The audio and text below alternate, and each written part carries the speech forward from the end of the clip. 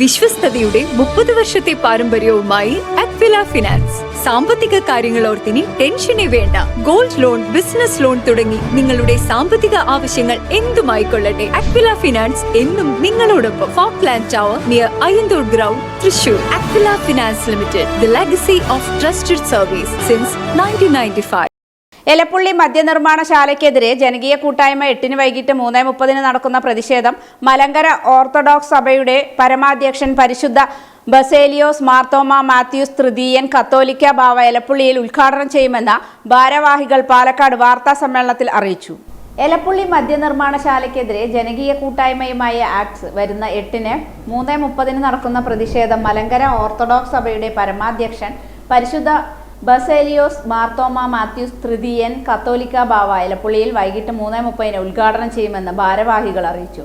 ശാന്തിഗിരി ആശ്രമം general secretary സ്വാമി ഗുരുരത്നം ജ്ഞാന തപസ്വി അധ്യക്ഷത വഹിക്കും. മുൻ സ്പീക്കർ VM സുധീരൻ മുഖ്യപ്രഭാഷണം നടത്തും. കേരള മദ്യവിരുദ്ധ ജനകീയ മുന്നണി chairman archbishop doctor Joseph Mar Ignatios കർമ്മ പരിപാടികളുടെ പ്രഖ്യാപനം നടത്തും. പഞ്ചായത്ത് അംഗങ്ങൾ, കർഷകശ്രീ ജേതാവ് ഭുവനേശ്വരി അമ്മ തുടങ്ങിയ ആത്മീയ സാമൂഹ്യ രംഗങ്ങളിലെ നിരവധി പ്രമുഖർ ജനകീയ കൂട്ടായ്മയിൽ പങ്കാളികളാകും.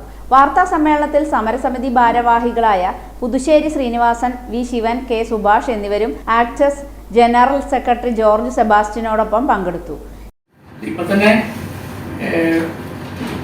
നിങ്ങൾക്കെല്ലാവരും ഈ മദ്യം മാത്രമല്ല ഇതിനകത്ത് വിഷയമാണ്. ഇപ്പൊ ലഹരിക്കെതിരായ ഒരു പോരാട്ടം നടക്കുന്നത്.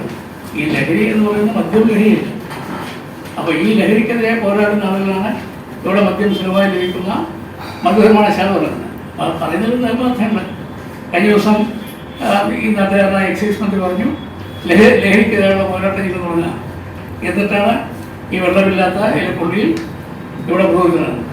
അപ്പം അതിനൊരു യഥാർത്ഥമാണ്, ഒരു ആത്മാർത്ഥമില്ലാത്ത സമയമാണ് ഗവൺമെൻറ്റിന്. അപ്പോൾ ഇത് വാച്ചിമളയിൽ സംഭവിച്ച പോലെ തന്നെ ഇതിന് ഒരു അന്ത്യം വരുന്നത് വരെ ഞങ്ങൾ ഇവരോടൊപ്പം ഉണ്ടാവും.